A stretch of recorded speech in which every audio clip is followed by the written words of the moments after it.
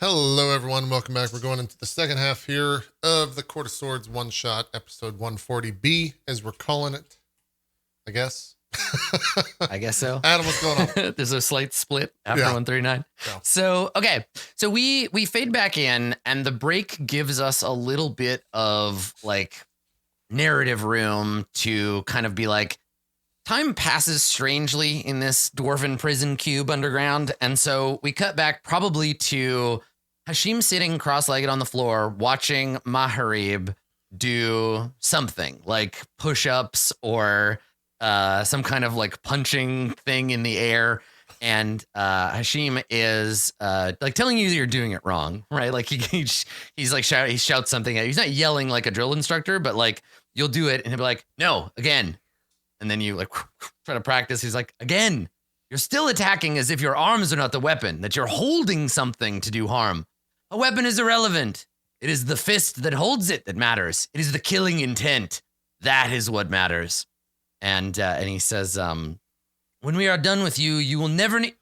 And he turns and you hear the shimmering sound of the dwarves opening the door again. And then you see a dwarf walk in. There's a guard next to him. He's a guard. He's holding a tray with a bowl with some mush in it and another bowl with some water.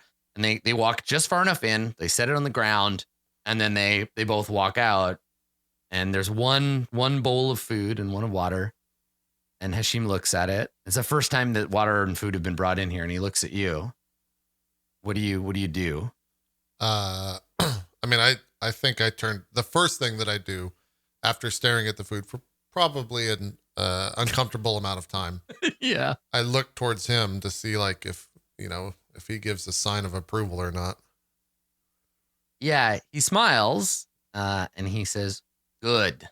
An animal would have just run over there and gorged themselves. You don't need that slop.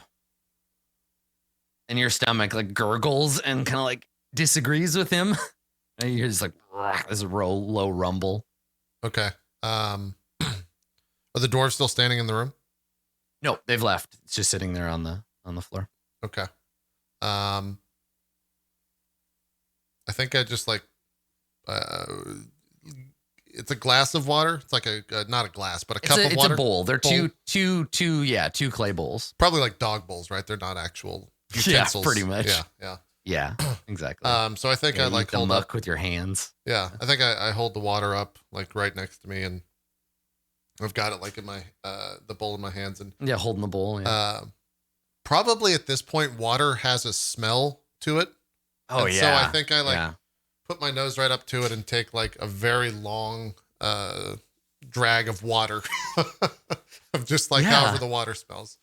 And then there's my eyes probably close, and I think my hands like start to part, and the bowl just like drops from my hands and shatters into the ground.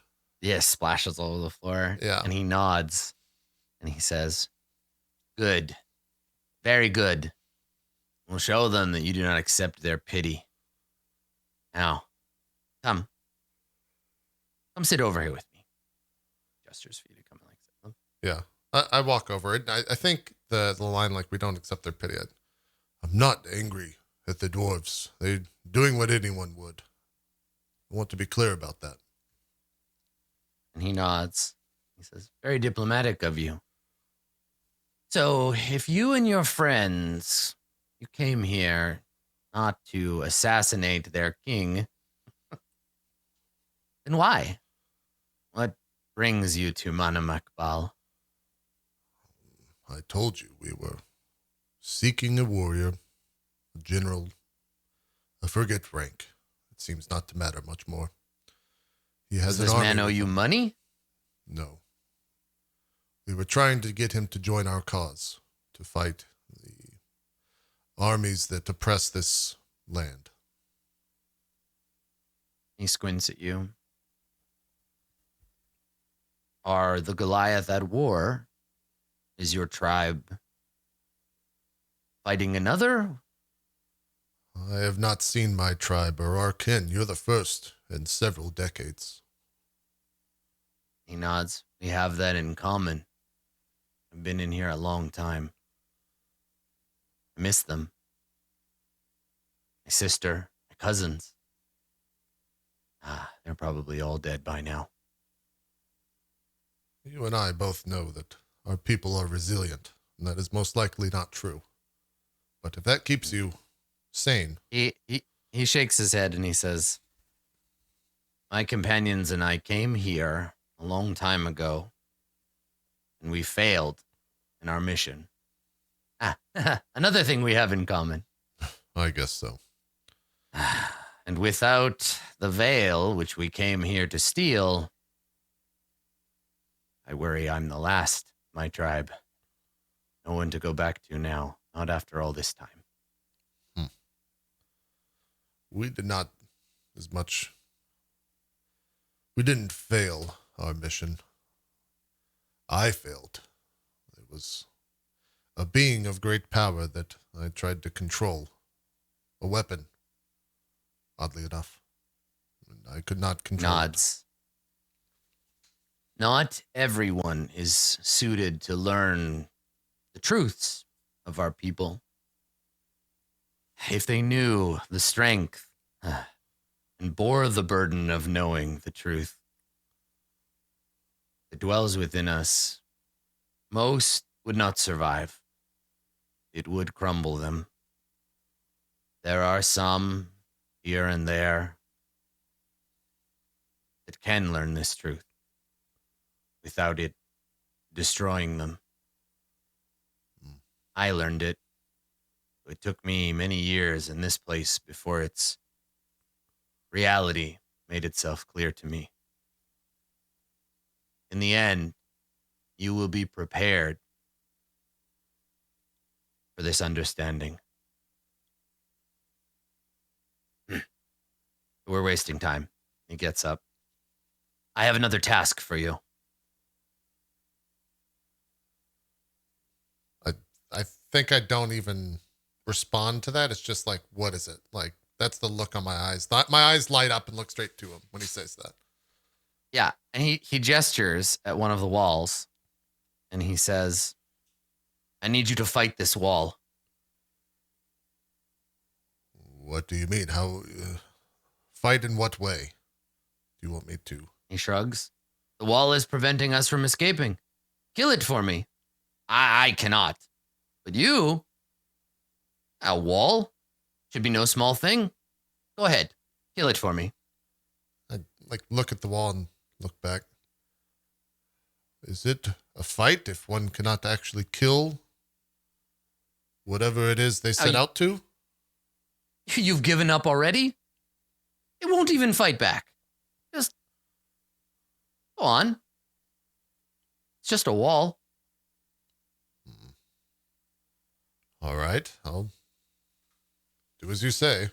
I'll walk over to the wall and I get in a stance and try to sit there and focus. And then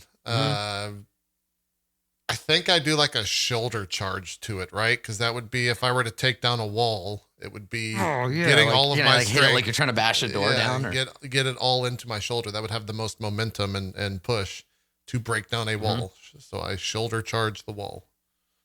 Okay. Yeah. You hit the wall and bounce off.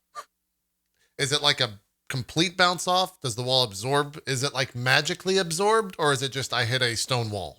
It feels like running into a stone wall. Yeah. Okay. I think as I hit the wall, I bounce off and collapse. What? Why did you tell me to do that? I'm grabbing my arm. Are you done? Do you yield? Should perhaps I be training the wall instead? What do you think, wall? Are you ready to unlock the secrets of the universe? Shut up, old man. And I crack my shoulder and maybe get back into the stance. And this time I'm going to put some momentum into it. I'm going to start on the opposite side of the room and shoulder charge it rather than just be right next to it.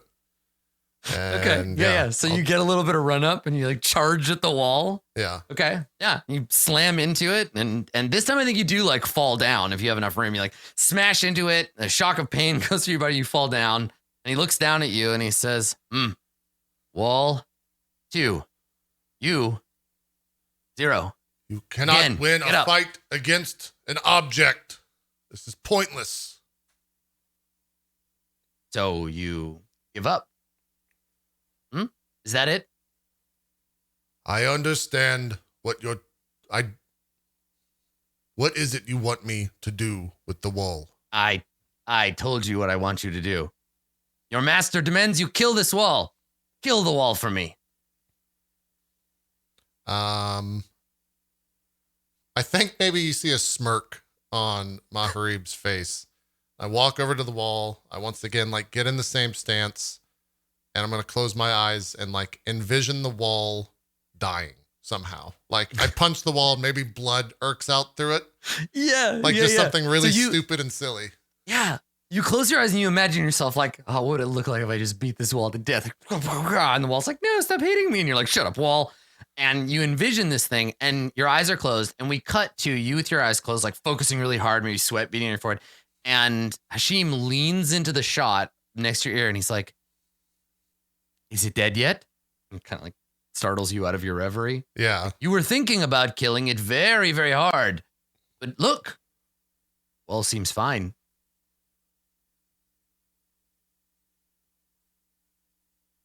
I'm not sure how to kill the wall, master.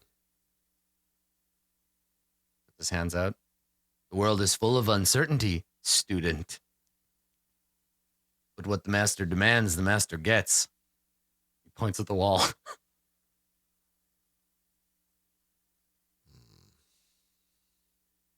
I think I just start like punching the wall and like breaking my knuckles against this wall. Yeah. So at what point does Maharib like stop? So you throw yourself against the wall, like punching it until your hands like go bloody. I'm like shattering my bones in my hands. Yeah. Just punching it. Yeah. And I think there's a point where, yeah, you cannot force your body to do it anymore. And your hands are just dripping with blood. You're just like, it hurts so much. And you stop. Maybe what does it look like? Do you like raise your fist to take one more swing and then like lower it, or? I think it looks like I raise my fist and maybe I see the front of it and I see like my knuckles protruding out of my skin. Like it's pretty gnarly. Like I've punched this wall till my bones have shattered and like my hands are just a mess. Frank Miller's Maharib. Yeah. And there's just like, I'm breathing very deeply and I kind of slump over and it cannot be beaten. And my hands are destroyed. And he walks over and he kneels down and he takes your hands in his, right? And you're like trembling and they're all bloody and he holds it and he looks at you and he nods. Good. You understand. Some fights cannot be won. Do not forget this. And he gets up and he turns and walks away from you. And you're just like, yeah, that like cut through all the pain. I knew that from the beginning. He turns and he says, your mind knew it, just as your mind knows that we kill with weapons, that we must need air and water and food to live. Like your mind knows so many things, but now your body knows, and it will remember. I'm like pretty blinded by rage when he says that. Yeah. And I think I like run at him, but as I'm running at him, Maharib's shouting, God damn it, Ramus! And he just punches at the Goliath. Awesome. Okay. Make an attack roll. Am I getting a penalty for having you definitely have disadvantage now. Yeah, for sure. Okay. That's a 25 and that's a 29. Okay. Yeah. So again, and this is the thing is that like, just like the last time, he doesn't make any attempt to dodge. He turns around, he sees you like, rah, and he just like takes the hit full on. Like you hit him in the face and his head snaps to the side. And he turns back and it's like blood dripping down into his beard. And he looks at you. Do you take another swing at him? I think I shocked myself by saying Ramus like that. Comes into breaks the anger. I'm sorry, you didn't.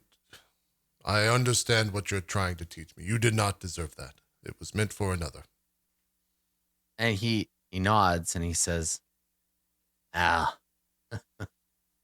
if you can't be with the one you hate the one you're with. I appreciate your spirit. Besides, I deserved it. I'm being an asshole, but we don't have a lot of time here. You are learning. Humans will tell you the anger inside of you, that it is barbaric, that it's bad, that it makes you a monster. You see the way they look at you. Alien. With fear. You don't even have the benefit of being an orc. They can't look at you like property.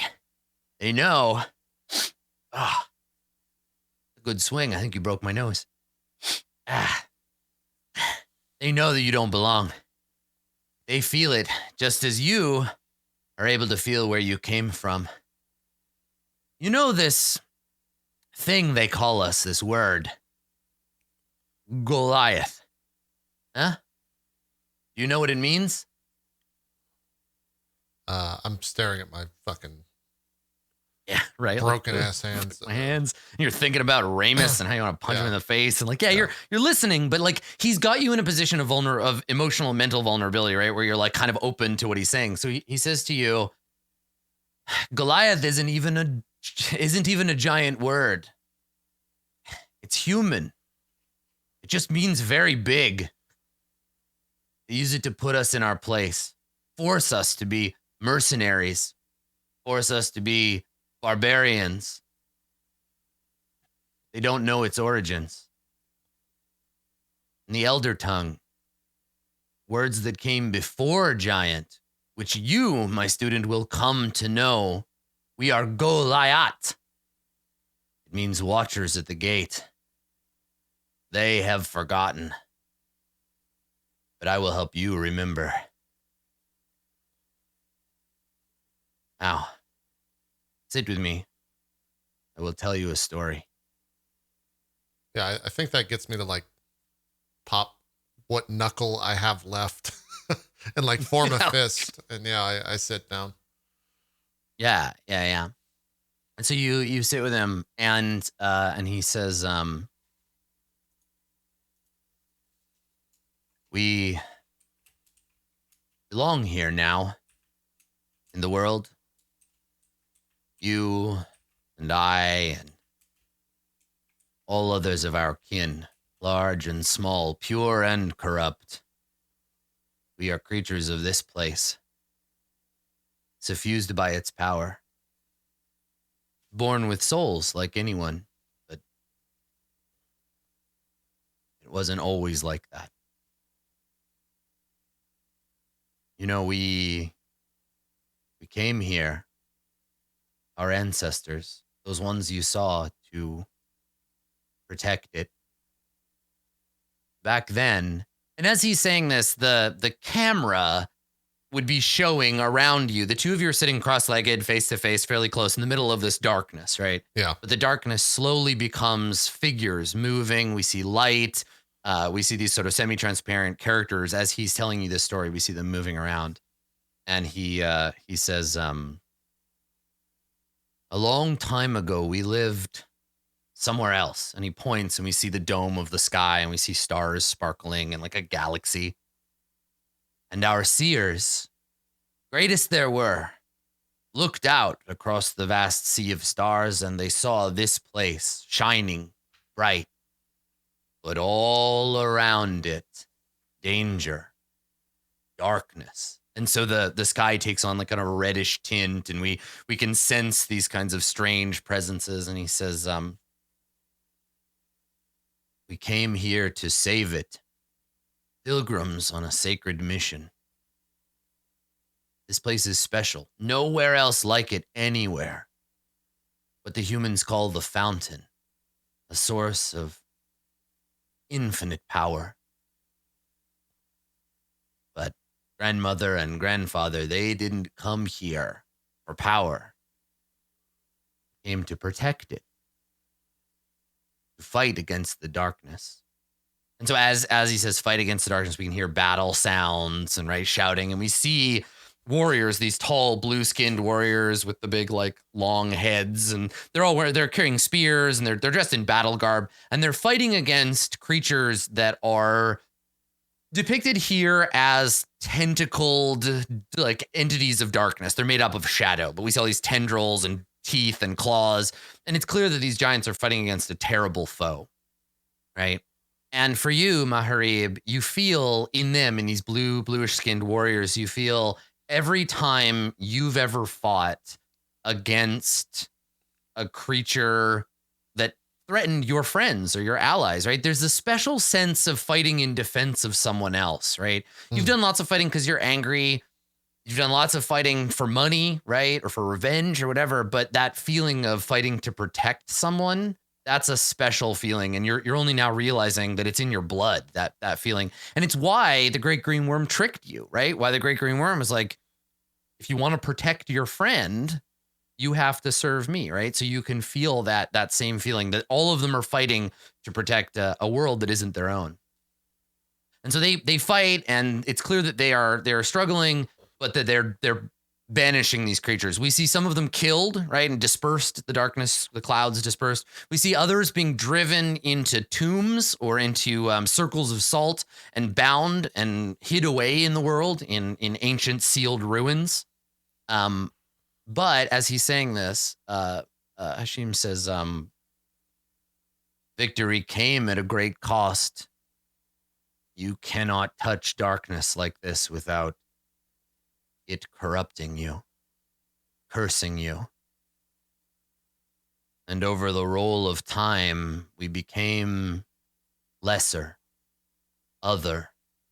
And you can see, again, in that vision, you're seeing the giants, and then you're starting to see them split up and travel and like hide in different places of the world.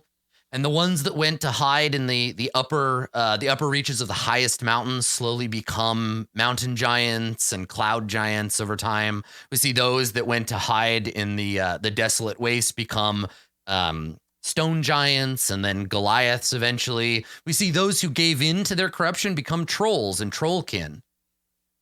And as he's sort of finishing this story, you see a village of Goliaths, much like your own, but probably you're seeing Hashim's like memories. And so you can see them, like washing their clothes in a river and, weaving baskets and practicing fighting. And he says, even now, all this time later, we stayed to watch, keep an eye on the gates, the old ruins, are sacred places. He points at you and grins, and he shares like a memory from your childhood when you were like caught exploring somewhere that you weren't supposed to explore. Where was it? Tell me about that story. So like some elder member of your tribe caught you somewhere you knew you weren't supposed to be, and you got in trouble for it. There would probably be like in the, being that we're a nomadic tribe, there's probably a tent or some sort of storage place that only tribal leaders or people designated to go inside the tent to delve out the rations for the week or the day or whatever to the different families in the tribes. And so when we were traveling, I wanted to sneak in and get extra rations for my family because me and my brother were hungry in the middle of the week or whatever. And so I think I snuck into the tent and was expecting, a tent of same size. And when I opened the tent, it was not that. It was just a massive, sprawling kind of storeroom, basically. Cool. Yeah. So you see this again, and the kind of memory washes over you, and Hashim like watches it as well, and he says, there are those among us who bear the burden of knowing. You will become one. You will remember, be able to remember more. In time, you must train your mind first, prepare you. There may come a time when we are called upon again to watch the gate. You and I, we may not see it, But our people, and in this case, he means like Goliaths. Yeah. We will be the first called. He sighs. But I will not be there to see it. If this comes, you must go in my place. You mean to die down here? He shakes his head. I wish it were not so. So much that I wish that I could do. See the sky, the stars again. But no, it is not for me. Even if I were to escape this place, I bear shackles heavier than those made of iron. And he kind of like reaches up to touch his back. The dwarves took from me my ability to do, but not my ability to teach. And when you go from this place, you will carry me with you, as you do your brothers and sisters, your aunts and uncles. You carry the blood, and in the blood, your family. And he smiles, and he stands up, and he says, I'm tired. I need to rest. And he walks off to that corner and like curls up in a ball and just either immediately goes to sleep or just like stops moving. This conversation's over. He walks over and sits down. Yeah, I think Maharib tries to, he like goes to speak, but he realizes, no, whatever he's doing, he needs a second, so he's not going to. Yeah. And I think he's going to try to, like, I'm going to try to mimic what he is doing. Like, I'm walking over to a corner or wherever and mimicking what he's doing to see if there's anything to be gained from doing so. Not necessarily knowing what it is that he's actually doing, but he's doing it for a reason. So maybe there's something to be gained from it. Like, I'm trying to emulate what he's doing. Mm-hmm. Yeah. Okay. Yeah. So you go and you like sort of like sit down and like concentrate and kind of try to clear your mind. And he's taught you a few things that you can kind of try to do. And as you do, you kind of like take some deep breaths and you can feel yourself kind of getting like sleepy and you feel the throbbing in your hands and things keep pulling you back to the present, right? Pulling you into the moment, right? Yeah. You feel the aches of your own body. You can feel like you hear the dripping sound, like all of these things just like kind of like pulling you away. What do you do to like clear your mind and to focus? What is it that Maharib concentrates on that helps him clear his mind?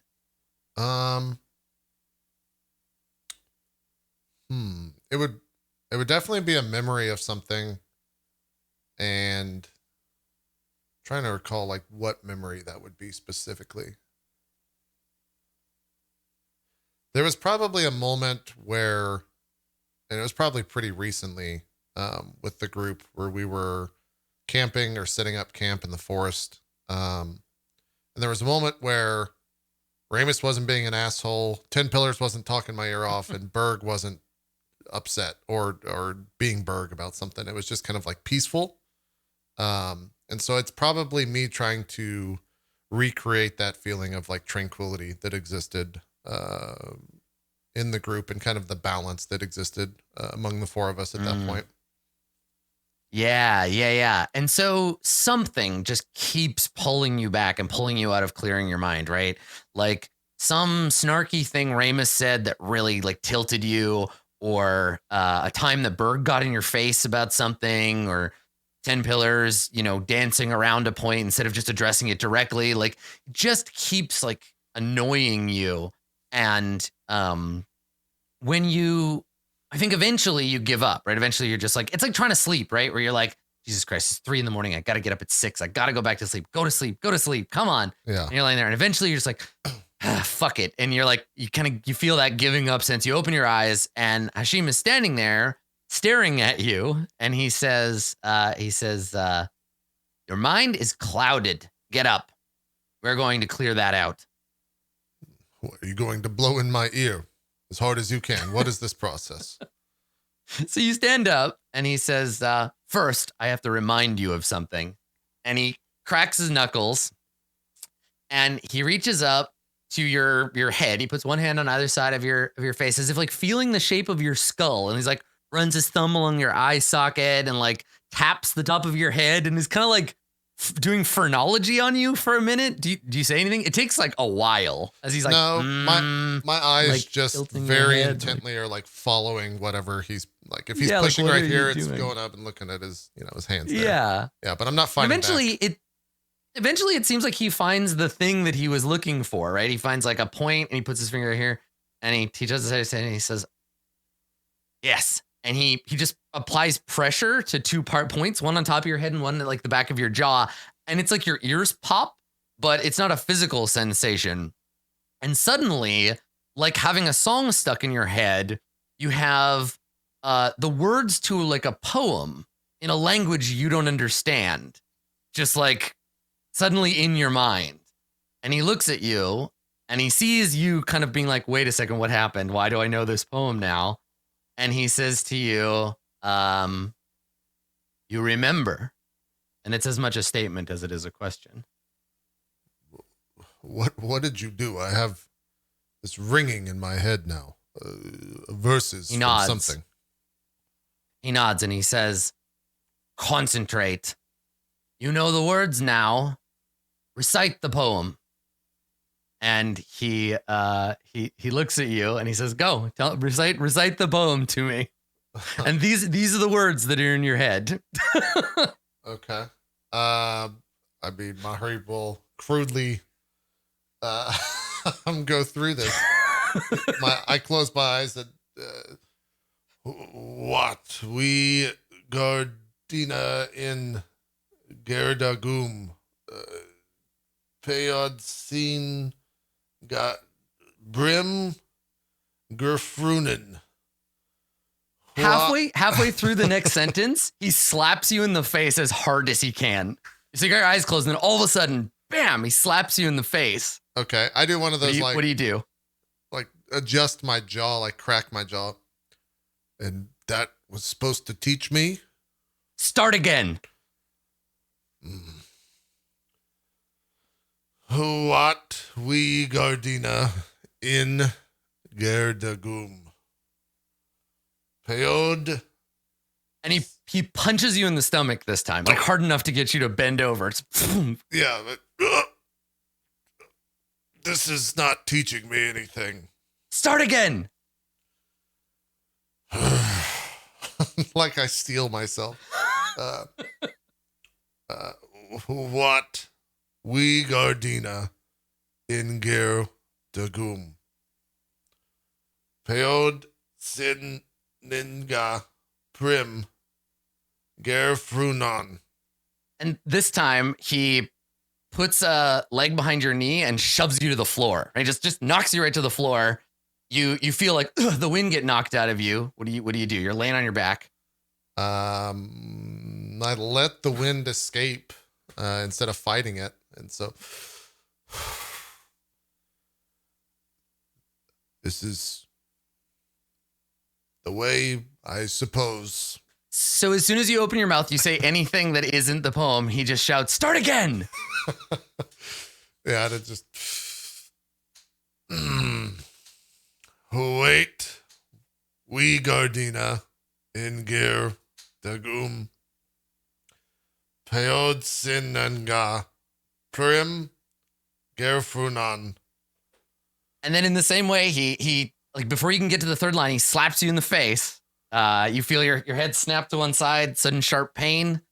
You've just finished. You just said Thrim Gefrenon. What do? He smacks you in the face. I'll start up right where he hit me, and I'm also anticipating the next strike from him at the same time. If I can like juggle those two thoughts, I try. Yeah. Yeah. So I continue on. Who Pelingas Ellen Fremendon. Yeah, and so he continues to strike you as you recite the poem, but as long as you are able to continue saying it, despite the distraction of him slapping you, he like throws you on the ground. At one point, he takes off his loincloth and starts whipping you with it, and like shouting in your ear, like sticking his fingers in your mouth, like just constantly trying to get you to break.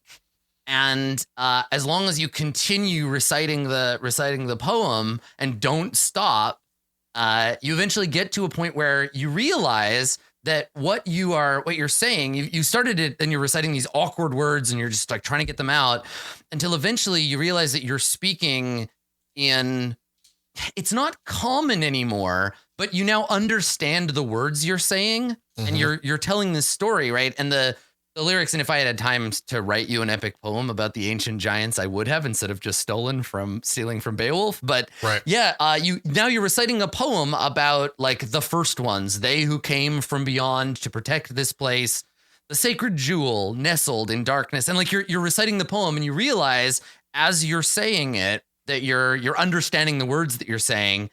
And as you come to the last line, which is something to the effect of, and so forever shall they remain, splintered like broken ice, you get to the end of it and you say it. And like, your face kind of stings, and he's been punching and kicking you, and you smell like sweaty loincloth now.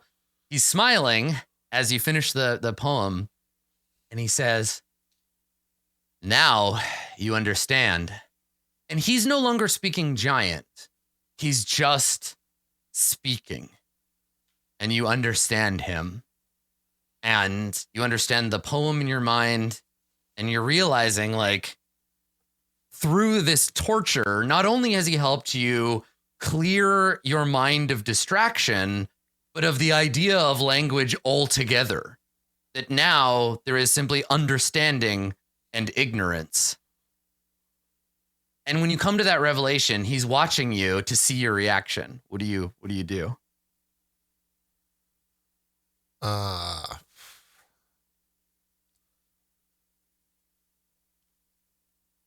think there's just a look of bewilderment like I just had, where I'm just kind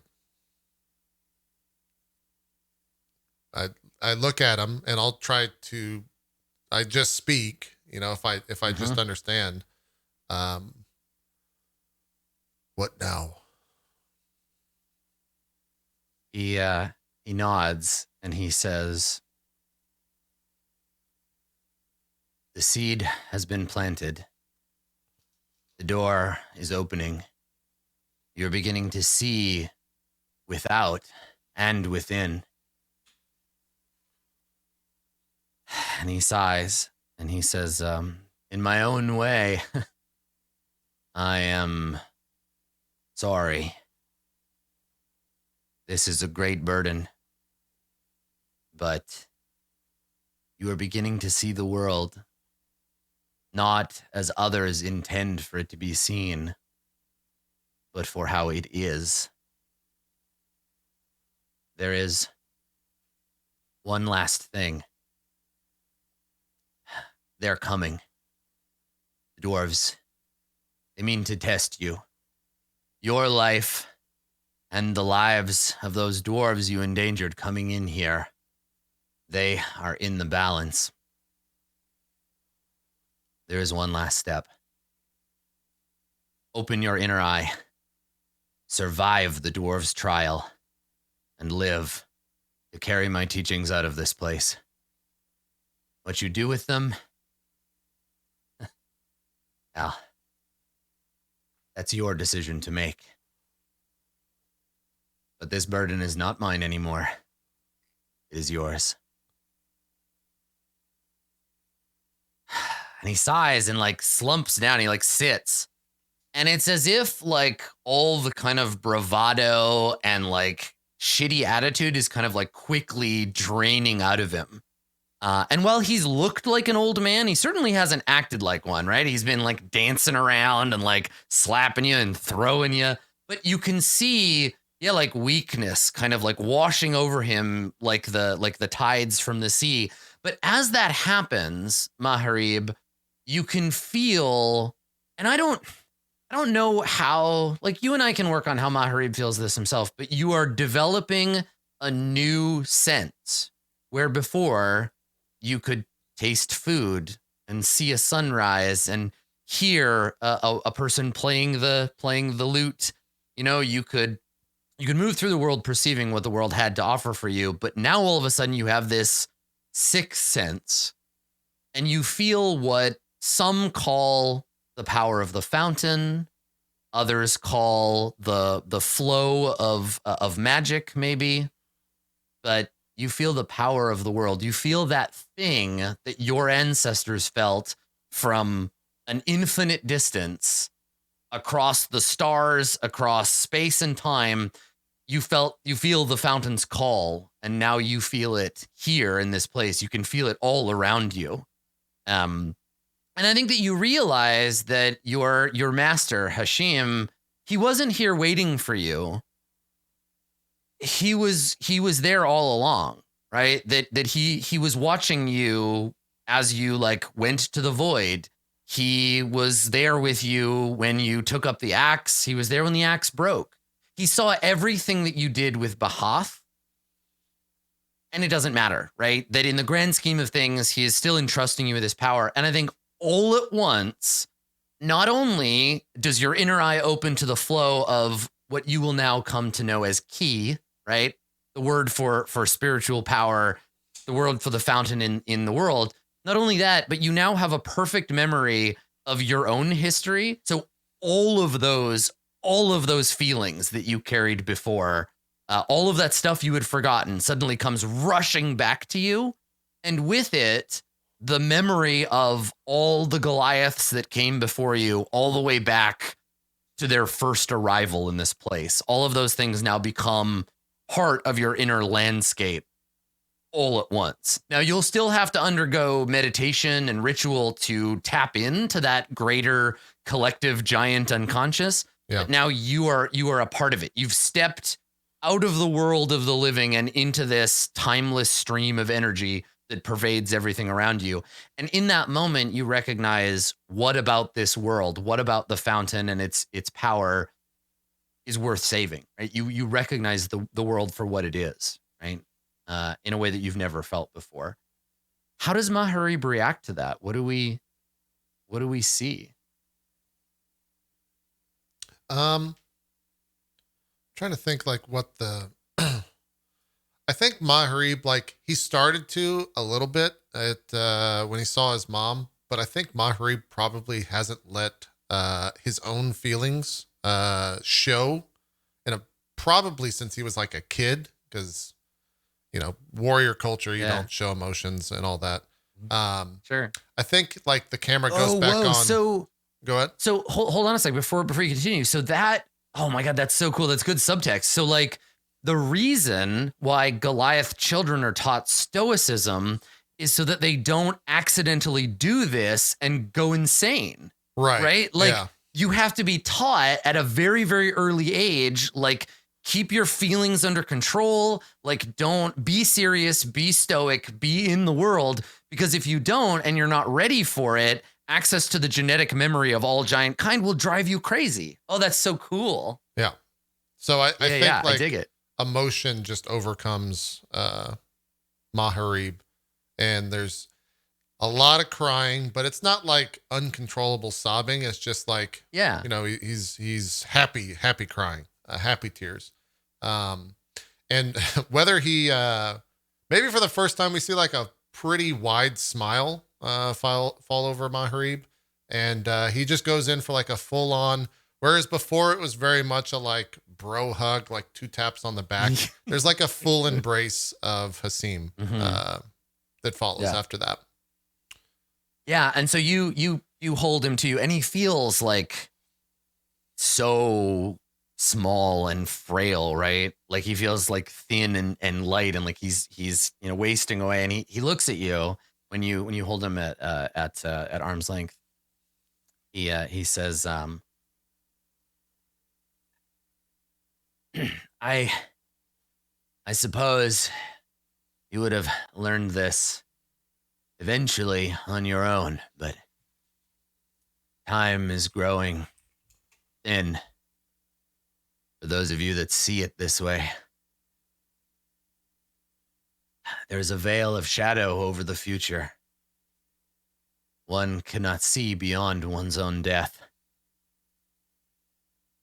I don't know if I've blessed you now or cursed you, but the line must continue.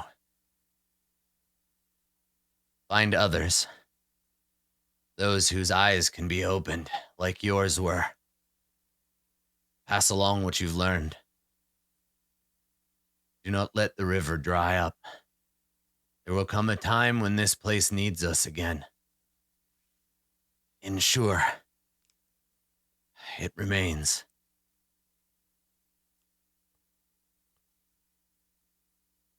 I think I let go of the embrace and sit back and give like a very gentle nod.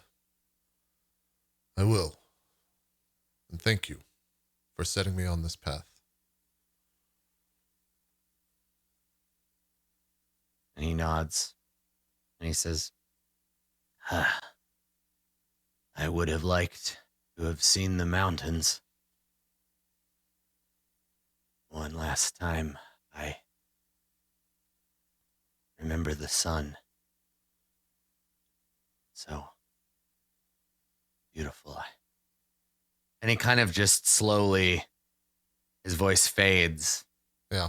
And before you have a chance to be like, Sheem, you hear the door open, that magical, like, shimmering sound. And in what your jailers believe to be Dwarven, but you hear as just language, they say, prisoner, the time of the trial has come. Get up. Leave that corpse. Come with us. Trying to think what my first words would be to the dwarves that they could understand.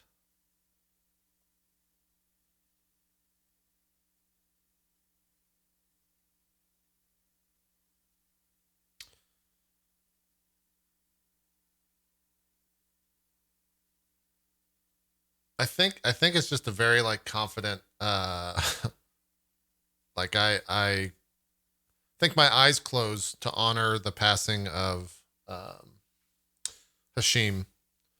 I think then my eyes open and look straight at them, and in Dwarvis I just say, I am ready. And they all look at each other like, could he speak our language all along and was just being difficult? What's going on here? And then the like lieutenant kind of is like, and like stomps his spear and says, get him. And they come over and they each, like, the dwarves like take an arm and not drag you, because I assume you're going. You said I'm ready. You're going willingly. Going willingly, yeah. Yeah, so they lead you to another chamber. We fade out and fade back in on an enormous room, and I have, because obviously I have a map for you. Okay. Of the Dwarven trial chamber.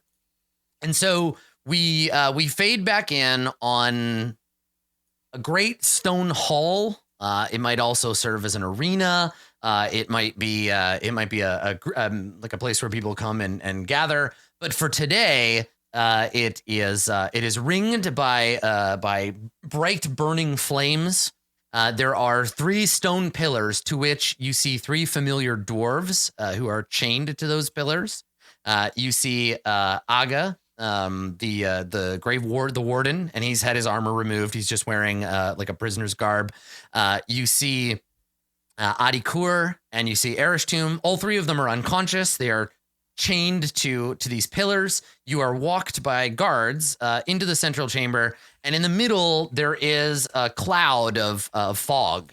You can kind of see through it, but yeah, it's covering a sort of central area. And then over here, down on this side, you see those two remaining dwarven leaders and the one throne that is covered by. This is the room that you were brought before when they had you tried, basically. So you're brought in here, and the law wielder and the law bringer are up here. The bringer says nothing, right? He's just got his arms folded, but the law wielder says, in Dwarven, bring forth the accused. and they like kind of like jostle you and bring you up here, and the law wielder says to you in Dwarven, again, not realizing that you speak Dwarven now. He says, "It is the will of this fortress that you be punished for your crimes, but we are just." And when he says that, he's got this evil grin on his face.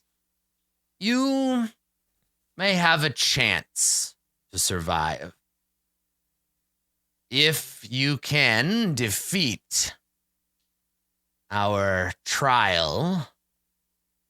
You may leave this place. You and these exiles." And he gestures at the three. And he turns back and looks at you and he says, "Do you understand what I'm saying to you?"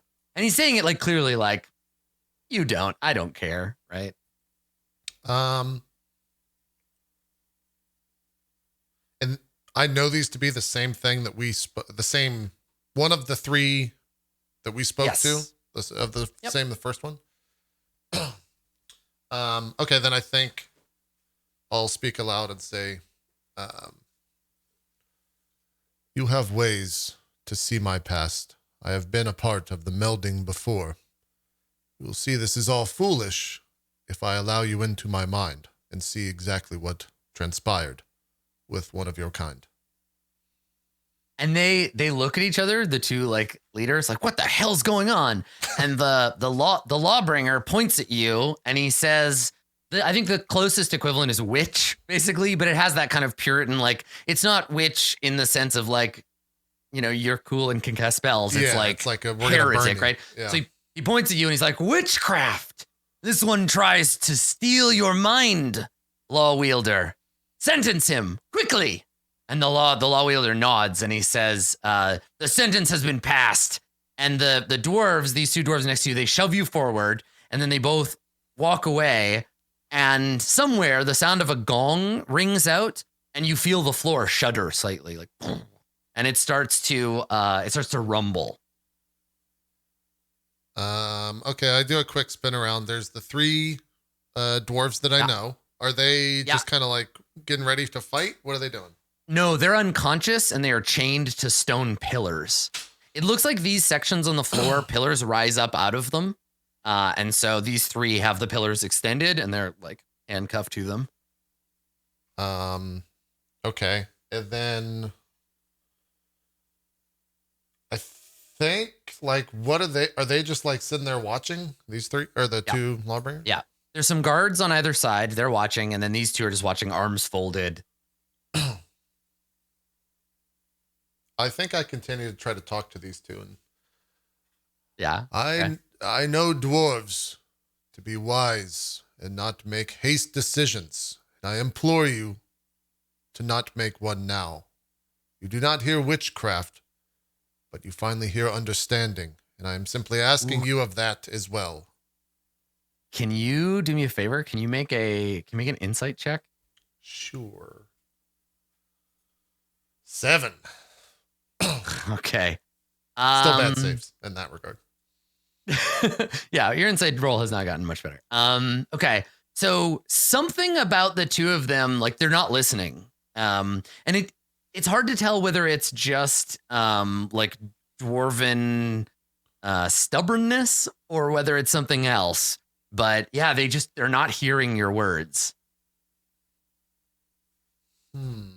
The rumbling gets louder, and that glyph that's on the floor back there, it opens. So at the center of it cracks open and starts to open up. And from below that cloud, you can see that cloud of fog is like seeping up through the seam in the and as it opens, you can hear the sound of a mechanism like cranking, and something is slowly like raising up into the arena.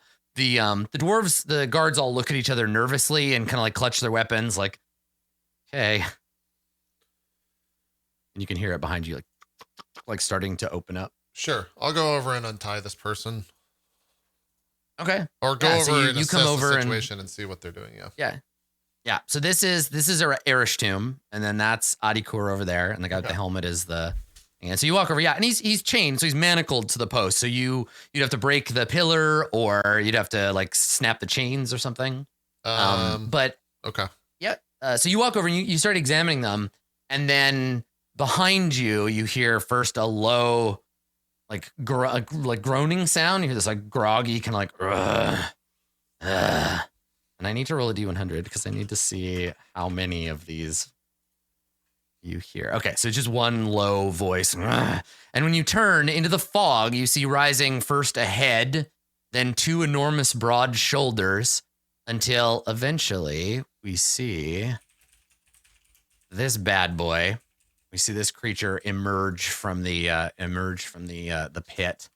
Let me see if we can get a bigger version. So this one only has one head, thankfully. Okay. But you recognize it right away as some kind of giantkin, some kind of corrupted giantkin. It has pale blue skin, like the visions that you saw. It's enormous, and it has in one hand a great axe made out of stone and steel. And it looks like it's kind of confused, like it's just waking up, like it's rubbing its head and looking around like, and it has big metal bracers on, and there are lengths of chain hanging from them, but they're not chained to anything. And there's a moment as it looks around, and the group down here, these two, they see this, and one of them, the law wielder, rubs his hands together in anticipation, like, oh, here we go. So you have basically one like round before this thing kind of gets its shit together and realizes what needs to be done, and then attacks you. What do you want to do? Can I free this person? He said he was like shackled and there was chains. Is it possible to free him of those chains? This dwarf? Yeah, you could make like an attack roll and try to like break them. I mean, your first inclination, the thing that you would have done prior to today probably would have been like grab them, put a foot on the pillar, and try to pull as hard as you can. Right. But you realize that force is not always the pillar that they're on. Does it go from floor to ceiling? No, it doesn't go all the way into the ceiling. No. Is it tied in the sense that they're only around it and not tied to the pillar? So if I there's lifted a metal them up, no, there's a metal ring. It's like people who pick this up in chat. Yeah, it's like the pillars from Attack of the Clones. Like it's above their hands. There's a ring, and the chain goes through the ring. Oh, okay, okay. So they're stuck to the pillar itself via a ring. Exactly. Okay, yeah. Gotcha. I understand. What would I do?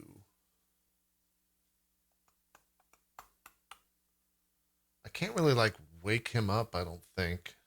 He's not awake, right? He's still... Yeah, he's unconscious. Yeah. Okay, I think I just then turn around and we'll try to protect these guys, these three dwarfs. So I'll go and stand right in front of the frost giant. Okay. Or whatever this is. Yeah, you turn and stand. Yeah, and when you walk into the mist, there's no like penalty or anything for it, but it's lightly obscured and like you can't see right through it, but fighting within it is fine. Okay. And it's chilly. There's this coldness to it. And you turn and the thing like shakes its head and looks at you and sneers and grips the axe and then bellows. And when it does, I think we roll initiative and we'll see who strikes the first blow. All right. I think dice rolls are going to show up on this. If not, we'll swap back over, but I'm not 100% certain in terms of this overlay. We'll see here in just a sec. Yeah, that's fine. Let's find out. Not yet. I rolled an 18. Okay. I'll swap back over here. Okay, sure. All right. So you get to go first, Maharib. What do you want to do? I think, let me see how much this costs. He probably has a pretty high constitution saving throw. How tall is this creature? 10 feet, 15 feet. Let me check. How big are you? 2 by 2 or 3 by 3? 15 feet. 15 feet. Okay. So he's got another 7 or so on me.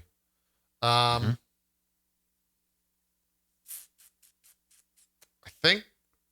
I mean, he looks like he's coming towards me, right? Like he's pissed. Yeah, I mean, you can make an insight check. I think you do that for free before your turn. 17. 17. Okay. Yeah, you get the impression that this giant is like more like a wild animal, right? It's clear to you that they are naturally like reasonably intelligent, probably smarter than Berg, but something is like goading them to attack you, right? So like maybe they look around confused, they hold the axe, like grumble. They look, and then one of the dwarves just nods, like, "Yes, you know what you have to do."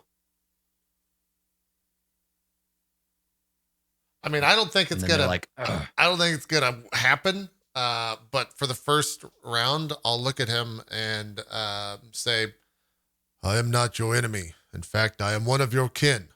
I know you may understand me. Whatever they have on you, I promise I will figure it out. There is no need to fight." Okay. Make a persuasion check. Still -1. Okay. Yeah. I mean, you know, it's not like all your stats suddenly become 20. Yeah. 4. I just can't do well on these rolls. So let's do it this way. So it's not like over forever in terms of that, but they don't hear you. Something is like keeping them, like they're just like, they bellow angrily, like when you start talking and interrupt you. They're just and like roar in your direction. And you realize like, okay, all right, that's not going to work.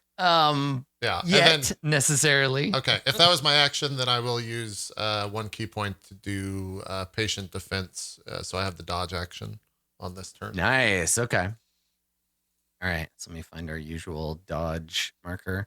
So yeah, you're gonna attempt to. That's cool that you can use patient defense so you can still dodge and and make the attempt. Okay, cool. All right. So on its turn, obviously the giant is gonna use its bonus action, fly into a rage.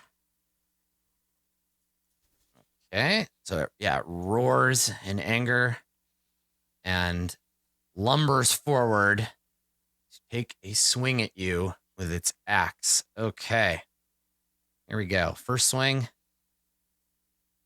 Actually, I guess I get to go back here with disadvantage. Yeah. I have 19 AC, so it hits. Also, that's not a crit, chat. That it just came up as a crit.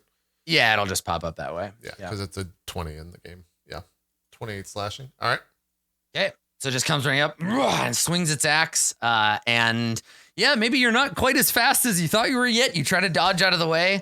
And then it gets a second attack. And it's just like bellowing in rage. And then this one, same thing for another 42. So just like slash, and like just drives you back. And the dwarves are just like watching, like, yes, good. This will, and I think maybe they lean over and we get subtitles because you can understand how one dwarf leans over and says, disappointing. This won't last very long at all. And the other dwarf nods and he says, he puts his hand up and he's like, let's just wait and see. All right, it's your turn. Yep, 1 sec. Seeing if this is an action or a bonus action for Stone's Endurance. Oh, it's a reaction roll. So I could just use it. Okay, then after that 42 damage, I'll just use Stone's Endurance and do a D12 plus 5. Or no, sorry, plus 3 to get some HP back. Sure. 11. I'll take it. 72. Okay. He's got a concentration, a constitution that's probably pretty high. Yeah, no, I mean, at a glance, this frost giant isn't like battle hardened or anything, right? Like it's malnourished, it's thinner and smaller, or not smaller, but thinner than it should be. So you know, it's not nothing. Yeah. Yeah. It's definitely bigger than you, but yeah. Let me look at this something real quick.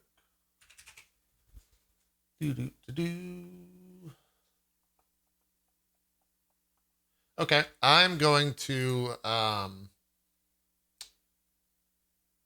don't know what this would look like. I'm going to use 3 key points and use Clinch of the North Wind. And maybe my hand, maybe I just like I just like tense my hands and it's enough to like force wind out of my hand towards them. Oh, that's cool. Oh, so like you like clap or you like clench your fist really hard. Yeah, like yeah. Streamers of wind fly out. That's cool. Yeah, maybe it's like a clap and gust of wind flies towards them. It casts hold person. Nice. Okay. And so they must make a wisdom saving throw or be paralyzed for the duration, which is up to 1 minute. And I hope Oh, it's a humanoid. Fuck, is he a humanoid? He's a giant, isn't he? No, he's a giant. Yeah. So you wouldn't be able to use that ability. Then maybe I don't use that. There's always those small words. Yeah. Shit. Okay, then I won't use that. It's a monster, not a person. I'll go for the stunning strike. We'll see how that goes. Yeah. Okay. I'm sure he has a high constitution, but yeah. I like go to hit him and hit him in the in like his sternum to try to stun him. With like an open palm strike. Okay. So they have disadvantage on the save. So let's see how it goes. So I need to make a melee attack on that first. Because it does. That's right. Yeah, it happens after you hit. So yeah, you might as well do that first. 12.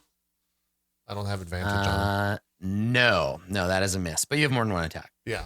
Second, I get 3 attacks per round without flurry of blows. So I'll try to attack again. 18. Okay. Yep. You hit. Yeah. So he'll take 11 damage. I'm dealing non-KO damage to him, but also stunning. Non-lethal. Yeah. You don't. If you deal. So yeah, if you deal enough damage with your fist to kill it, you don't want to. Yeah, I don't want to kill it. Okay. Yeah. All right. So then so you come up and you strike it in the. You lunge for it, and I think it steps aside from the first attack, but then you turn and punch it in the leg, and it like roars and drops to one knee, and then you lunge out to try to block the key flow. Yeah. So now we do the save, and it is against a DC of 17. Okay, so disadvantage.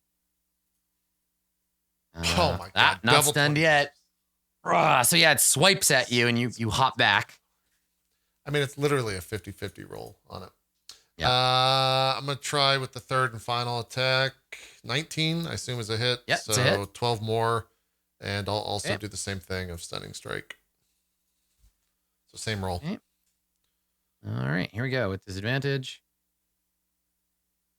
22. Okay, so same thing. It's resisting your strikes. So you're hitting it and you're bruising flesh and cracking bones.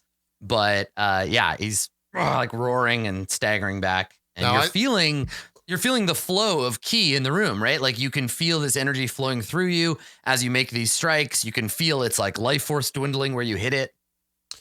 Now 3 attacks. I'm trying to remember the action economy. I have an extra attack from level 5. So is that just 3 attacks plus a bonus action, or is it 2 attacks plus a bonus action? Where the second, if you don't use, so it's 2 and a bonus action using the offhand attack thing. Yeah. So it's like, and then an offhand, 2 attacks and a bonus action attack. But you can also use flurry of blows for a fourth to spend ki to do another attack. Yeah. I'm just saying my round is over this round. I have no other things to do. Yeah. Okay. Then that's the end of the round. All right. So the giant hit a couple of times. I need to make a wisdom save. I get a 12. Okay. All right. So when you hit her, you hit them a couple of times. They stagger back, groaning, and they move away from you. Basically, they swing a hand at you to try to drive you back and then turn around. You get an attack of opportunity as they leave your threatened area. Okay. All right. 12 miss. Okay, so you hit, but it doesn't land. And then they turn around this way and they start walking over to Adikur. And with an axe in one hand, they reach out with the other hand and they grab Adikur and try to start trying to pull her off of the pillar. So her limp body goes up in their hand and they start pulling on her and roaring, trying to get the corpse off of the pillar. It is your turn. What are you gonna do? How far is this thing? How do you do the measure tool now? They moved You should be able to just click the ruler. There's a keyboard shortcut, but I can't remember what it is. The ruler's just underneath the magnifying glass. You got it there. Okay, I'm gonna move. I'll move forward 1 step, and he's like going to attack with the. Yeah, she's alive, but he's like trying to pull her. I mean, worst case scenario, both her arms are gonna get ripped off, and then she's gonna die. But he's just like, come here, I want this. Okay. I'm gonna. Maybe he wants to eat her. I'm gonna spend 2 key points and cast Water Whip, with the idea of grabbing his legs and trying to knock him down onto the ground. Nice. Okay. I like spin my arms and grab some of the condensation that's whirling around me in this gas and create a Water Whip and hopefully grabbing the thing's leg. Nice. See. Yeah, so I think you just make a dex save on that. Okay. At disadvantage, I got a 12. You found the bad save. Yeah, I was hoping that would be it. So he'll take 3d10 damage. I'll roll that real quick. 22 damage.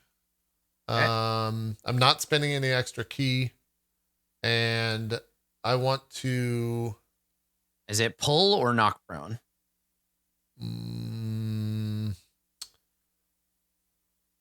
If I knock it prone, that's the end of my You knock it prone, you turn. can move and then do more attacks on it while it's down. That's true. But it's the end of my turn, right? Because this counts as an attack, so I'd have to do. Oh, yeah, that's true. Yeah, this is your action. You only have your bonus action. So. Right. I only moved 5 feet, so I'm gonna knock it prone. Okay. And then I'm yank it off its feet. It drops her, right? And falls over and lands on its back with a crash. Yeah. And then I'm gonna rush towards it. I still have my bonus action, which I'm going to use for my attack. I think your bonus action attack is only if you take the attack action. The first time? Then you get another one with the. It's because it's offhand, right? Right. That makes sense. Yeah. Then I'm not sure what I could do unless. No, because Fury of Blows have to trigger after that attack. I'm not sure if I can do anything. You've definitely got its attention anyway. Yeah.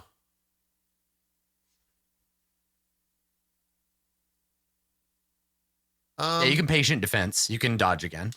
Yeah, I guess I'm just gonna patient defense then. Yeah, that's probably the best call.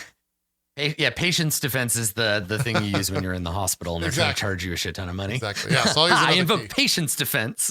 Yeah. Okay. All right. I'll use another key point and use patient defense. Okay. I'll throw a little shield on you. There you go. Okay. All right.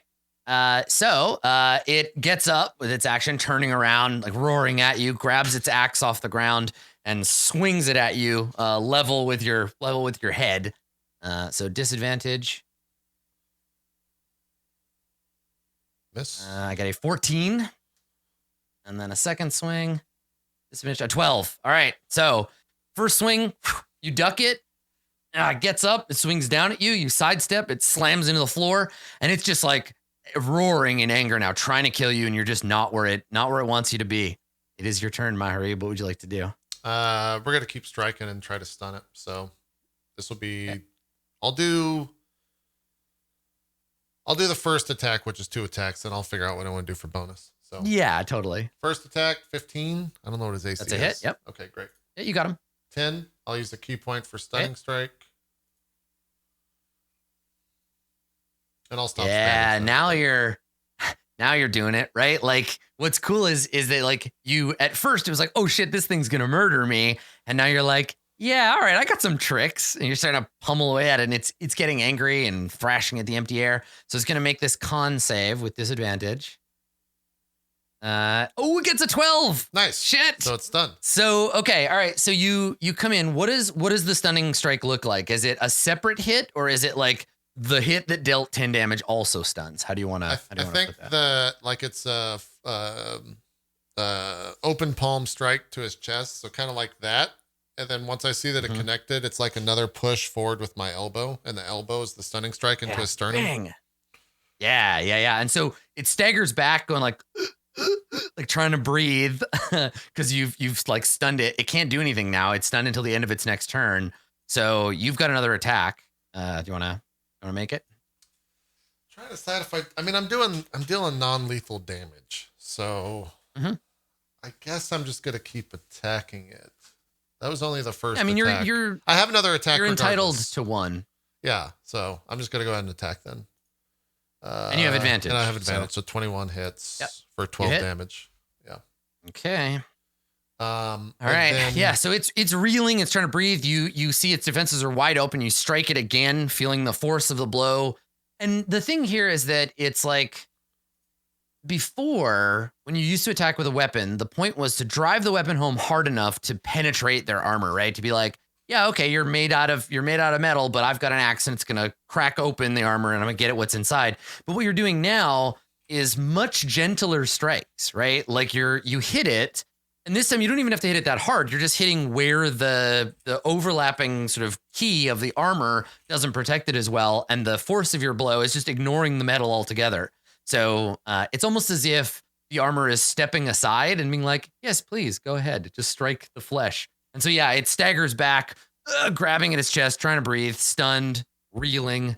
Yeah, you do another 12 damage. Anything else you want to do? Let me ask you a question. Do stunned creatures automatically fail saving throws on spells?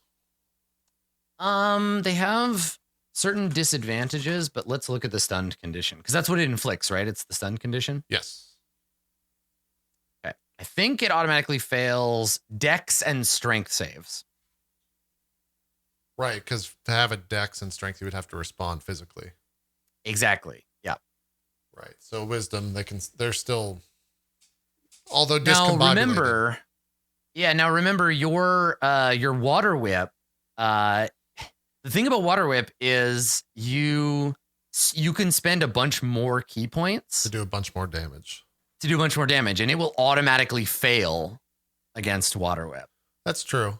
That is dead. So you could dump as many key points in as you want, and you get an extra D10 for every key point. I'm limited by my class level, which I think is 8 key points. Let me look real quick so we can actually see what that would look like. Hold on. Because water whip against a target that will automatically save is 3d10 bludgeoning plus an extra d10 for every key that you spend. So I can spend 5 key for a spell, so I could upgrade it 2 more times. No. Is it? Wait, what is water whip? 3. It's 2 to cast. So you could do it as 6d10 damage if you water whip, but it's a full action, so you have to wait till next turn. Right. That's right. You know it's serious because we got that PHB on the table. Right. Yeah, it would be 5 key, but it would deal 6d10 damage. Yeah. And if you do it while it's stunned, it doesn't get a save. And he's stunned till the end of my next turn, right? The end of your next turn. Yep. Yeah. So all you got to do is wait until your next turn, and then you can water whip if you want. Okay. Then I'll just use Or you can stun it again. Yeah, I'll just use my third and final, or my bonus action, I should say, is my third attack this round. Yeah, strike it one more time offhand. Okay. 25 for... Ooh, it's a crit. No, it's not 25. Remember, it's stunned. Right, so it'd be 12. Not that much more. Another 12. Okay. All right. Cool. So yeah, this thing is reeling.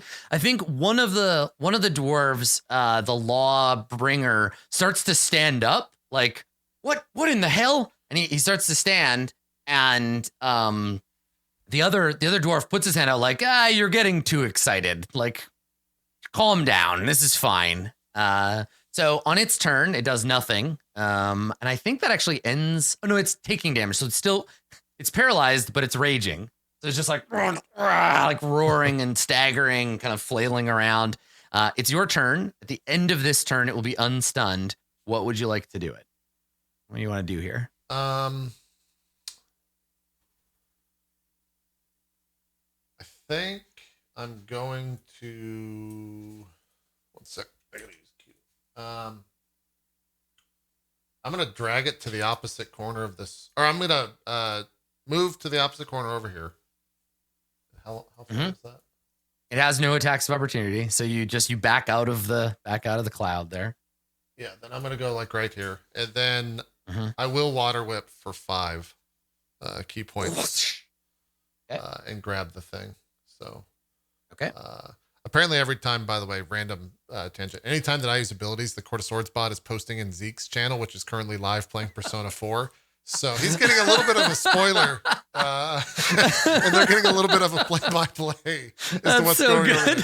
So I'm not going to actually use this water whip ability in the chat. There is. So I move 30 feet then. Sorry. Yeah. Yeah. That's so funny. There, let me just do this. I'll move 30 to right there. And then, is that, whoops. Oh, it need to be one up. Okay, so right there. Yeah, and then I will use Water Whip with 5 keys. So, yeah, I'll mark that. Hot damn. All right. So it's automatic 60-10. fail. Yeah. 6d10 bludgeoning damage. See how that goes. Oh, okay, he fixed it. All right. 34. It's not a bad roll. All right. Yeah, it's not bad. Okay. All right. And then you want to pull it over to you? Yeah, I'll pull it over to me. All right. At the end of your turn, it is no longer stunned. Cool. Okay. You still have a bonus action. So if you want to do anything. Yeah, I guess it's still, hold on. It's still stunned for now. Is it looking staggered? What is it looking like? He's pretty beat up. Yeah. Let me see. Plus next, you can either knock it prone or pull it. Yeah. So you still have advantage. He's not knocked prone. You yank it over. He's still stunned. It's still my turn until it staggers across the room, roaring. Yeah. I can't I can't actually attack it.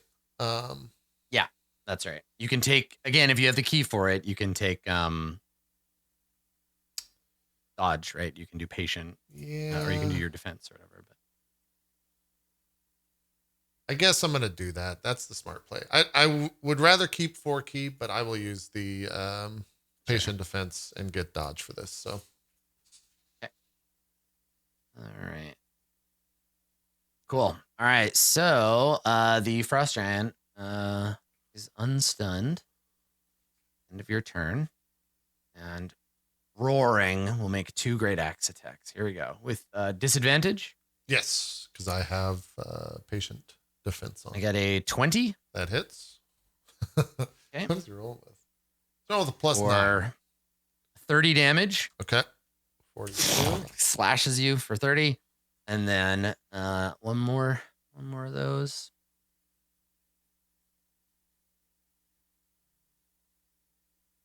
Another hit. Okay, 23. That actually puts me at -1. 43. I have 43 HP left.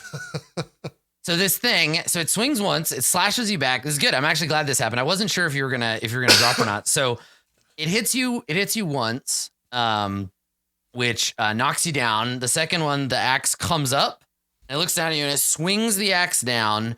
And right before it hits you, like you close your eyes, like brace for the blow, you hear it smash against something. You get showered with sparks. And when you look, you see a spirit form version of Hashim has leapt forth out of you in like a reverse version of the Doctor Strange astral form thing. So he has jumped forward out of you and blocked the blow with his arms. And so you look and you see that, and he looks back at you, and then it fades as the giant pulls his axe away. So he jumped in, he blocked that one hit for you, and that's it for this guy's turn. You get the impression that was the one you get. You could eat up one blow. Yeah. Yeah. So this ghost leaps out, blocks the hit, and then you feel it fade, and now you've got one last chance. What are you gonna do? I'm gonna try to break down the wall. I'm gonna defeat the wall, Adam. I want to use 4 attacks here, so I'll use flurry of blows, not furry of blows. Okay. Flurry of blows. Yeah. So this will be 4 attacks. First attack. Crit, not bad. Hot damn. For 10 damage, that's kind of disappointing. I rolled a 1 and a 4. Well, I mean, I know it's a disappointing amount of damage, but that's more than you needed. So great. What does this look like? So that's so good. So Hashim blocks the blow for you, gives you a look like don't fuck this up, and then disappears. And then what? Describe your KO blow here. I think it's because this thing's taller than me. So it's like an open palm uppercut with me like jumping off the ground. So like it's me hitting it like right in its jaw, But instead of just like following through with the blow, it's me then cradling his head as he falls to the ground and like safely laying him down on the ground. Because this is all like non-lethal damage. Yeah. So I'm just knocking him the fuck out. Yeah. So you knock it out and he like stumbles to the ground and you like lower him down. And one of the dwarves, not the law wielder, but the other one, the bringer, he gets up and storms out of the room. Like he's just like, and like goes away, and his like personal guards go with him. Like he's mad. And the wielder says, he says out loud again in Dwarven, he shakes his head and he says, justice is done. And he snarls and he says to the guards, get them out of here. And the guards turn to you, but instead of coming to you to like, poke you with spears, they come in to take these guys down from the pillars. Okay. Yeah. So what are you going to do do you want to do anything while they're doing that, or do you just wait? Because eventually they bring them down and they kind of like guide them over to you. And they're sort of semi-conscious as that happens. Yeah, I think I'm concerned with their well-being as they're being brought over to me, so I'm making sure they're, semi-conscious and not completely dead or whatever. And once I kind of realize all that, I'll turn to the law seeker, law bringer. Which one is this? This guy's the law wielder. He's the guy who takes the law and then uses it to do bad things to people. Yeah. I make sure everyone's okay and turn to him and law wielder, I have a demand. Let this one go. He is obviously weak and no longer worthy of your servitude. I'm pointing towards the giant. Okay, make a persuade check. I hope this goes well. God, I hope this goes I hope so too. I have a -1. I don't have advantage of any way that I can think of.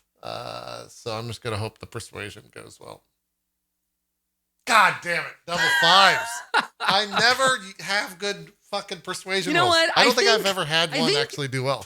In this case, like as you were leading up to rolling, I realized like I kind of want to just say yes anyway, because I know what you're gonna. I know what your plan is here, and I think it's more fun just to say yes. I don't think he actually wants her, so you shouldn't have had to make that roll. Okay. So you make the demand, and he looks at the giant, and he looks at you, and he snarls, and he says to the dwarf that's like tending to her, like, wake her up, get her out of here. I never want to see any of them ever again.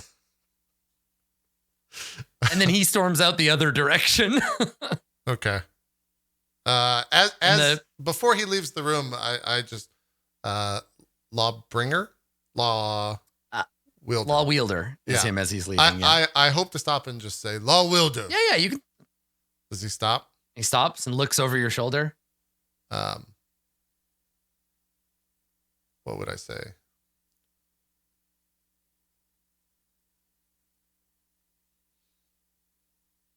I think I just say I thank you and bow down. I will remember this day.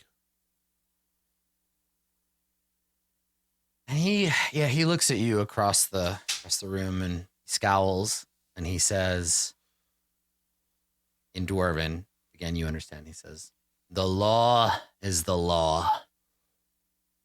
You may go and take these exiles with them. None of you may ever return here. But this justice is clan justice. And so may go unmarred into the world. Other clans must deal with you as they must. But Manumek Ball is closed to you forever. Never return. You, them, or that abomination. The law is spoken. And he turns around and like storms off from there. Okay. As he storms off, is there one of these guards that's in charge? It seems to be like the sergeant. Not that you can tell. You're not. You can speak all languages, but you're not familiar with their military hierarchy or anything. Yeah. Okay. As I'm like getting everyone and going over, and I don't know how the fuck I'm gonna get this giant out of here. I'm hoping that they just. she's starting to wake up, right? So she's like rubbing her head and like, huh? Okay. And like growls at the dwarf, and the dwarf is holding a chain that he's put around her neck, and he looks at you and he just holds it out like, she's yours now, man. Do you have a key for this chain? She should not. It's actually just wrapped. It's just wrapped around her neck like a dog leash. Oh, then like a bad dog leash. Then very calmly, I'll walk up to the troll and say, "I'm going to remove these chains. You are free. I have no ill will towards you after we fought." Okay, make a charisma save. Great. I have a +9 on this. You can do it with advantage. Oh, that's charisma. Holy shit. That's wisdom. Sorry. That's sorry. 25. That's a wisdom 25. save. This is charisma. Okay, so you have advantage. 21. You did spare. Not bad. It's pretty damn good. Okay, so she looks at you, and in giant, she says, "The strong lead, and the weak follow." She like taps her chest. Weak. She grabs you bodily with both hands on her shoulders and shakes you once hard, and she says, "Strong. You go. I go too." Like rubs her face where you punched her in the mouth. I'm just kind of smiling while I'm taking the chain in and wrapping it up to hand to the dwarf. I hand the chain over and, "Your people are not safe. There is a war brewing on the surface. Burrow deep or find yourself in war." Those are the words I leave you with. And all the dwarves are looking at you like, that shouldn't have happened. Like, this is insane. This is impossible. And they're just kind of nodding like, okay, all right. And they give you some room. Yeah. And Adikur, like the Adikur, Erishtim, and Aga are all kind of like coming to and looking at you, and they're like, "We should get out of here." Yes, I know where Ramus and them went. We'll see if they're still there. And so as you're watching, the wounds that you did to this frost troll are healing in front of you, right? You can see them like closing, and it's interesting because as a design aside, I designed this so that if you weren't dealing enough damage or like needed to like kill her, there was fire sources around that you could use. Like you could go and throw the braziers at her or whatever. But by dealing her non-lethal damage, you just bypassed all that, where you're like, I don't want to kill her. I just want to knock her out. And so now she's healing super fast from the times that you punched her. So she's like nodding and like kind of rubbing the places where, and she like stretches and looks at you like, ugh. And then she looks down at the dwarves, and in giant, she says, "Short legs make long journey." And she reaches out and before they have a chance to respond, scoops up all the dwarves and just puts them on her shoulders. Because she's got this massive, like, weird lump, like, hunchback, and her head is off to one side. And so she just scoops them up and throws them on her back and looks up and says, "Short legs, hold on tight." And then looks at you. And in giant, the word she uses for you is, like, big brother, basically. And so she says, like, Oni-san? She's like, says it to you, like, "Big brother, lead the way." One, to show off the new character. Two, because I think I'm still used to the new character, or I think that Maharib's not used to his new speed. And three, I think it's really fun. I think Maharib just walks, but he's walking at 55 feet every 6 seconds, which turns out to be like really fucking fast in the grand scheme. You're very, very fast now. Yeah. Yeah. So I'm like out of the room and I turn and stop. So where? And I look back and he's like over in the distance. He's like all the way down the hall. Yeah. And so we come back and she's got like the dwarves up on her back. She looks at one and she shakes her head and she says, "Big brother walks fast," and like lumbers along. And she's muttering to herself like, "Legs shorter than mine should be slow," and like grumbling, like, this isn't how this is supposed to work. But she follows you. And I think that the group of you, the last shot is like you leaving Manu Mech Ball, right? Walking up into the hallways and then slowly kind of fading. That scene fades away as you leave the Dwarven Citadel. Great. Cool. Yeah. Cool. Citadel. Not how I expected to leave the Citadel, in the sense of I had my own ideas going into this one shot, but yeah, it's so good. I'm really impressed with how that ended. And like, yeah, now you can come home and you got cool new superpowers. You got 3 dwarves to help you. And I need to come up with a name for this big frost troll lady who I guess is like part of the family now. Yeah. Cool. I did the math. I think I did the math correctly. If I'm dashing for an hour in a direction, I'm going 75 miles an hour. If I just like dash straight for an hour without tiring, which equates to, I think, 1.25, which I can run a mile in a minute and 15 seconds, which is pretty fast. Not bad. So, yeah. What's the world record for how fast is Usain Bolt? World record 1 mile. I think he's actually kind of close to that. A world record mile. Oh, apparently this is very complicated. Really? Are these minutes? 4 minutes, 14 seconds. 3 minutes, 13 seconds. Yeah. Yeah. That sounds or about accurate. 4 minutes, 3 minutes. That sounds How fast accurate. do you run? How fast can you run a mile? I can run a mile and a mile and 15 is what I run it in. Sorry. A minute and 15 seconds? If I'm dashing. Yeah. I think in a single. Yeah, 16, because 60 miles an hour is a mile per minute. So if you go 75, that's faster than a mile a minute. I'm trying to figure out what my notes mean. I put 1.25 miles a minute while dashing. So I think that's just how fast I go in a single turn. Maybe. Or so. No, because that's 110 speed. It's weird because 110 speed means nothing. Let's get into this. So it's okay. So yeah, let's do it. So a dash action is the most. It would. Oh, that's a minute. The most number of. So I run a mile. I run 1.25 miles in a minute. Yeah, because that's broken down to 6 seconds, and in 6 seconds that would mean you'd have to do the math for that. Yeah. So without Step of the Wind, you run a mile in 40 seconds. Yeah. Right. So you're Jesus Christ. So let's see, 3 times 60 plus 43. So by comparison, the 3.43 mile, they do 5.575. So you're fucking way faster than those dudes. Yeah. I was hoping that I would be able to fly home back to Ramus and just like descend right in front of him, because I know he's staring out right now. I'm back. It's me. Yeah.